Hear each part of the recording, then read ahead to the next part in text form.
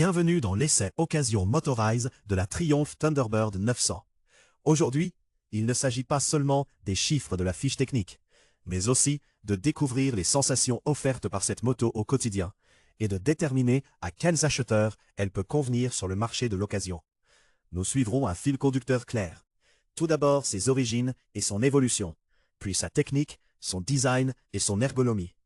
Nous examinerons ensuite son comportement routier, son aptitude à un usage quotidien et ses principaux atouts, avant d'aborder ses points faibles récurrents et l'entretien recommandé.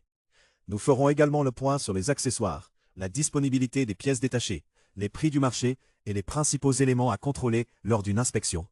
Pour finir, nous formulerons une recommandation claire, adaptée à votre profil de conduite et à votre budget. Cet essai vous est présenté par Motorise.de, le spécialiste des pièces détachées neuves et d'occasion pour moto, avec expédition rapide depuis l'Allemagne. Vous disposerez ainsi d'une base objective pour prendre votre décision. En 1995, la Thunderbird 900 fait son apparition sur le marché et devient le premier modèle de l'ère Hinckley, relancé en 1991, à adopter résolument un style classique. Elle repose sur le système modulaire alors utilisé par Triumph, tandis que son design associe délibérément les lignes britanniques traditionnelles aux techniques modernes de production en grande série. Elle marque ainsi une étape importante dans la construction de la nouvelle identité de la marque. En 1997, la Thunderbird Sport vient compléter la gamme dans une évolution plus dynamique. Des arbres à cames plus pointus, un taux de compression plus élevé, une puissance d'environ 82 chevaux et un double disque de frein à l'avant la distinguent de la version d'origine. La gamme reste au catalogue jusqu'en 2004. D'abord manifeste rétro de la jeune marque de Hinckley, elle devient une pionnière qui pose les bases de nombreux futurs classiques Triumph et inscrit durablement l'alliance entre langage stylistique historique et conception contemporaine.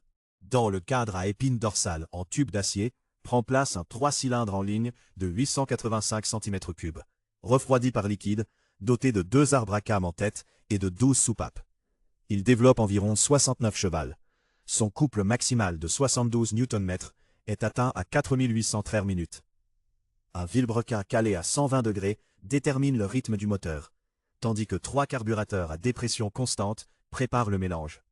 Une boîte à 6 rapports et une transmission par chaîne transmettent la puissance. À l'avant, une fourche télescopique conventionnelle de 43 mm guide la roue, tandis qu'à l'arrière travaille un bras oscillant à 2 branches équipé de 2 combinés ressorts amortisseurs réglables en précharge. Un disque unique de 320 mm à l'avant et un disque de 285 mm à l'arrière, chacun associé à un étrier Nissin, assure le freinage. L'allumage électronique est présent, mais l'ABS, le contrôle de traction et les modes de conduite sont absents. Des instruments RAW classiques affichent la vitesse et le régime moteur. En raison des carburateurs, il n'y a pas de gestion électronique de l'injection. Visuellement, la machine transpose le classicisme britannique dans les proportions généreuses de l'ère Hinckley. Un réservoir en forme de goutte d'eau, un grand phare rond, des roues à rayons et d'abondantes surfaces chromées définissent son allure. La combinaison d'une roue de 18 pouces à l'avant et de 16 pouces à l'arrière souligne une silhouette de cruiser légèrement portée sur l'arrière. La large selle à 2 niveaux culmine à 760 mm et reste ainsi facilement accessible. Le passager bénéficie d'une place clairement séparée. Le guidon est placé haut et relativement près du pilote, tandis que les repose-pieds occupent une position centrale. Il en résulte une posture détendue, presque droite, plutôt qu'une position extrême pieds en avant, ce qui soulage les poignets et les genoux sur les longs trajets. En ville, le réservoir volumineux, le large guidon et l'empattement de 1540 mm exigent davantage de vigilance lors des manœuvres. En l'absence de pare-brise, le haut du corps reste entièrement exposé au vent. Malgré un poids à sec d'environ 220 kg, la Thunderbird se montre en mouvement plus maniable que ne le laisse supposer sa longue silhouette. La roue avant s'inscrit en virage de manière prévisible, tandis que le guidage de la roue arrière assure une stabilité rassurante. En revanche, son poids reste perceptible lorsqu'il faut la pousser, faire demi-tour ou enchaîner les changements d'angle. Dans les virages serrés, son équilibre conciliant facilite les choses. La fourche télescopique au réglage souple et le train arrière à 2 amortisseurs filtrent correctement les imperfections des routes de campagne. Mais le châssis commence à s'agiter lorsque le rythme s'accélère. Elle privilégie ainsi le confort et une allure sereine à une conduite agressive en virage. Au quotidien, l'entretien de la chaîne et des manœuvres bien anticipées exigent également de l'attention. En conditions réelles, elle consomme environ 6 à 7 litres au 100 km. Avec son réservoir de 15 litres, elle permet généralement de parcourir un peu plus de 200 km. Elle offre un confort suffisant pour les longues balades, mais demande davantage d'efforts dans la circulation urbaine dense. Parmi ses principaux atouts, figure la conception robuste du 3 cylindres issu de la famille modulaire T300 de Triumph. Avec des vidanges régulières, il est réputé particulièrement endurant.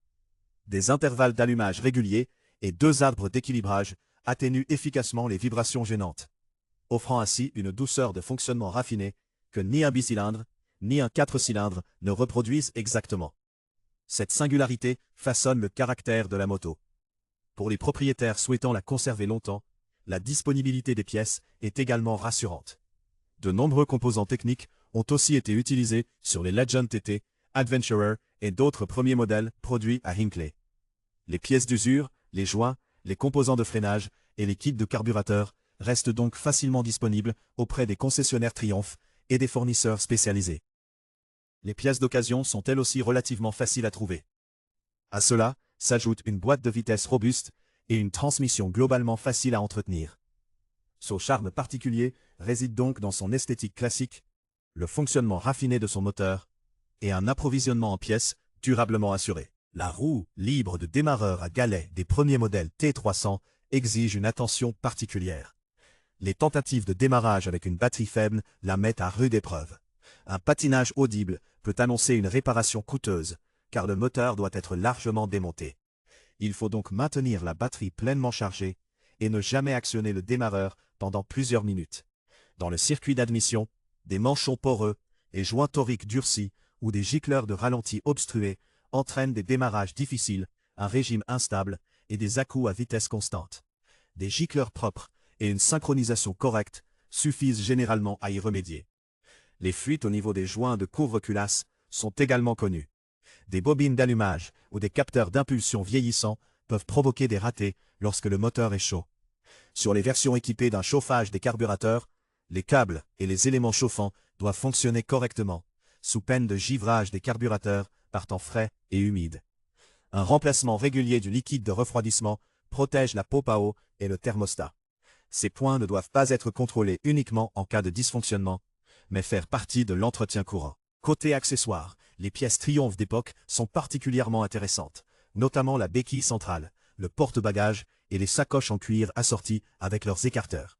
La béquille centrale facilite surtout l'entretien de la chaîne de transmission.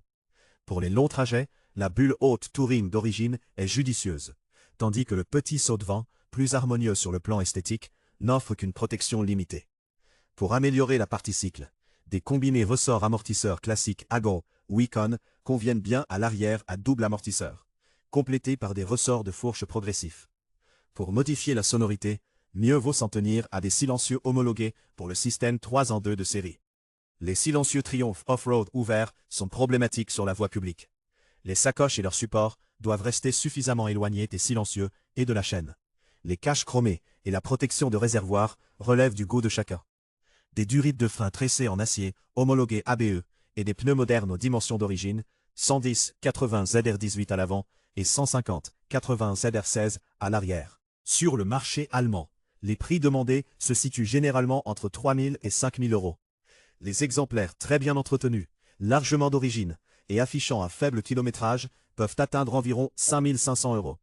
Sous la barre des 2 500 euros se cache souvent un retard d'entretien ou des frais nécessaires pour remettre à l'origine des motos modifiées. Les prix restent plutôt stables, avec une légère tendance à la hausse, surtout pour les machines non bricolées. Ce modèle est nettement plus rare que les classiques modernes de Triumph, mais apparaît régulièrement dans les petites annonces et chez les concessionnaires de la marque. Lors de l'inspection, un véritable démarrage à froid, ainsi que le contrôle de l'étanchéité des carburateurs, des pipes d'admission et du robinet d'essence sont indispensables. La présence de rouille dans le réservoir, de corrosion sur les rayons et les silencieux, d'une chaîne usée ou de roulement de direction présentant du jeu diminue la valeur.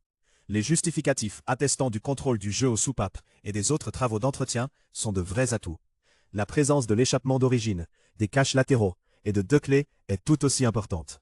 En définitive, La Thunderbird 900 est un choix que l'on peut clairement recommander aux motards qui souhaitent associer le charme rétro-britannique à une technologie Hinckley adaptée au quotidien. Son moteur offre davantage de caractère que les bicylindres comparables, sans se montrer intimidant par une puissance excessive. Cette moto convient donc mieux aux amateurs de balades tranquilles sur les routes de campagne et de voyages détendus qu'à ceux qui recherchent une machine radicale pour enchaîner les virages. Lors de l'achat, l'état réel compte davantage que le kilométrage.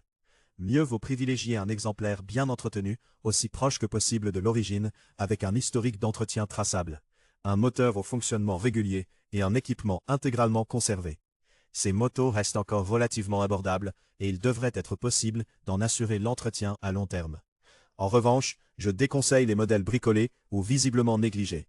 À condition d'accepter son poids, de ne pas rechigner à un entretien régulier et d'apprécier son style classique, on obtient une moto pleine de caractère, raffinée et tout à fait adaptée à un usage raisonnable.